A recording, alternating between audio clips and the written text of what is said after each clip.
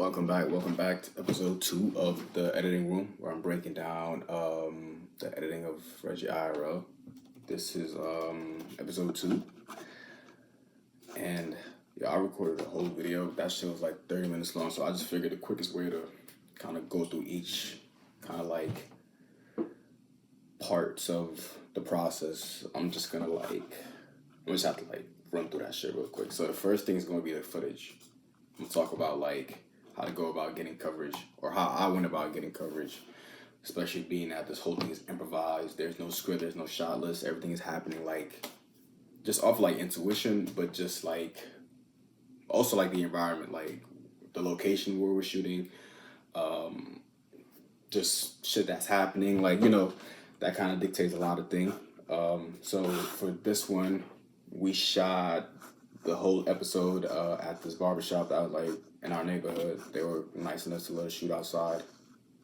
And initially I wanted to shoot inside a barber, but you're not paying for the location, so you can't make them stop business and or like turn the radio off or whatever the fuck. So it was loud, which is crazy because the streets is loud too, but it's different. Like a barber, it would have been like too much going on. But anyway, as you can see here, we got all the footage. What I like to do, since we're like improvising, I will get my wide shots first, and that kind of like that act as like the pre-workout, because the actors are just like trying to get the flow going. They're like riffing off of each other.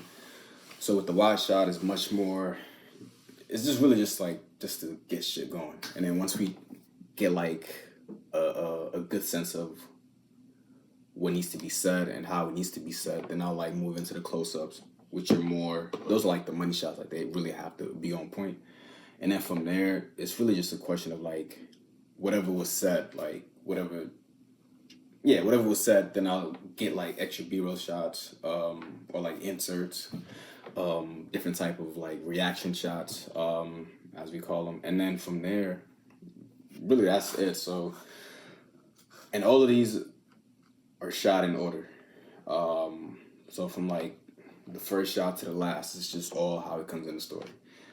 And then once we're wrapped and coming to the edit, and the edit is kind of like the same thing.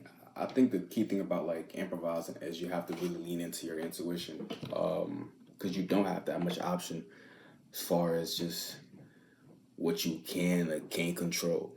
Like you have like your ideas, but then everything just kind of changed. Like I said, like if we wouldn't have had this location, like we probably would have went with something different, and then that would have changed the storyline. But so yeah, this one was we got Reggie played by Daniel Forbes Jr. and Dez as the unnamed barber. No other characters have a name in this shit besides Reggie, but he's trying to like get a cut for $5. And so yeah, we got our opening shot, which was pretty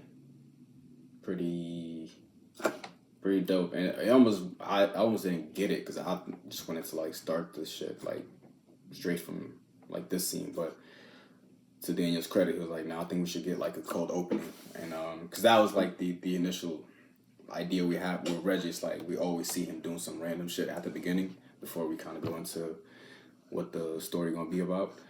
So so as far as like editing, for me, once I get like the audio all synced and there's no issue with that, everything else is just I just allow myself to be as creative as I can be, like because I don't have anything to reference.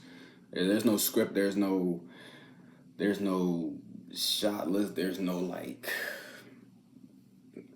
nothing. It's just all, I'm back to like point A when I get into the edit. I'm back to like starting from scratch again. So with this one, it wasn't, the only thing that I really like added to it was just this part with the text. Like when he said I only got 5. Because that was like one thing that was not scripted, but I knew he was gonna say it at some point, because that was the whole point of the shit. Like he's trying to get a haircut, but he only has $5.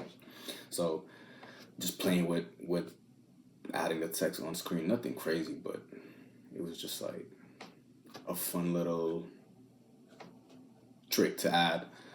And then yeah, from there too, like like I said, like once the audio is good to go, like everything else is pretty smooth to an extent. But yeah, but when you do improvise, and you're doing like different coverages and different setups, like each setup is gonna look different. Each setup is gonna be different, like literally. And we were outside, we're on the street. It's not like controlled space. It's not like controlled background actors. So like when I cut to a wide, it could be like a whole new different people walking into the frame and stuff like that. So those are like little things that I try to work around, and then that sort of like dictates the edit because maybe I can't cut from one close up to another because the background is not gonna match, if that makes sense. Or I can't cut from a close up to a wide because in the close up they're facing one way, but then in the wide they're standing in a complete different direction. So those are just things that like they're always in the back of my mind. So as much as I'm like focusing on the dialogue and like the pacing and all that shit, I also gotta watch out for little things like little continuity shit. But then sometimes like I'll let it slide. Like for example, like this one, this old man who just randomly. No, ain't. Alright, big dog. I kinda bullshit too. What?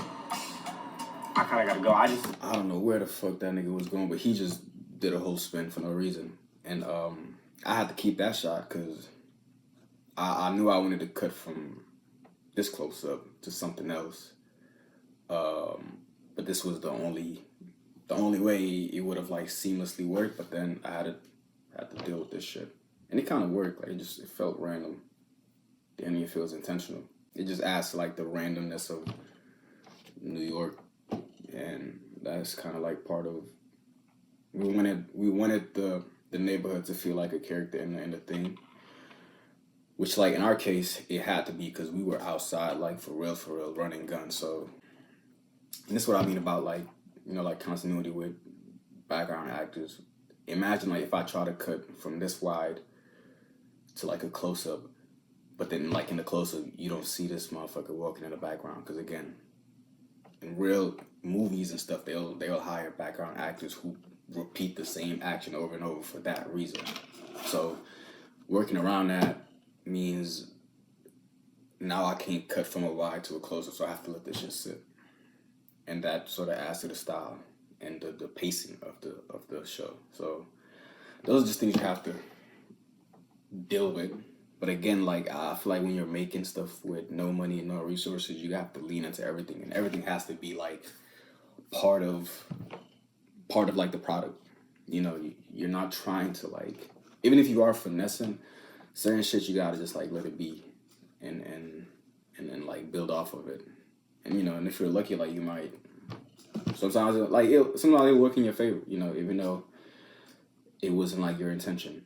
And that's pretty much it. Like the way I edit too, like I always have to see the color grade. Like I don't do the whole like rough cut and then like send that shit off. Like I have a LUT that I use. Pretty much like have it on my monitor, so like on set, I'm like seeing everything. I'm seeing the colors like as it is, and it's the same shit. Plus, it's like S-Log3, so it's not like shouldn't take too much to color grade. And then that's pretty much it.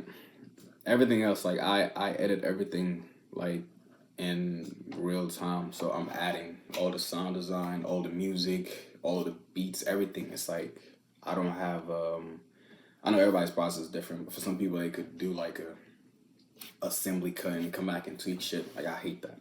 I tweak as I go. Like even if I gotta spend like hours on just the intro alone, like the opening shot, like I'll do that. I'd rather do that than like do a shitty cut and then come back and tweak it.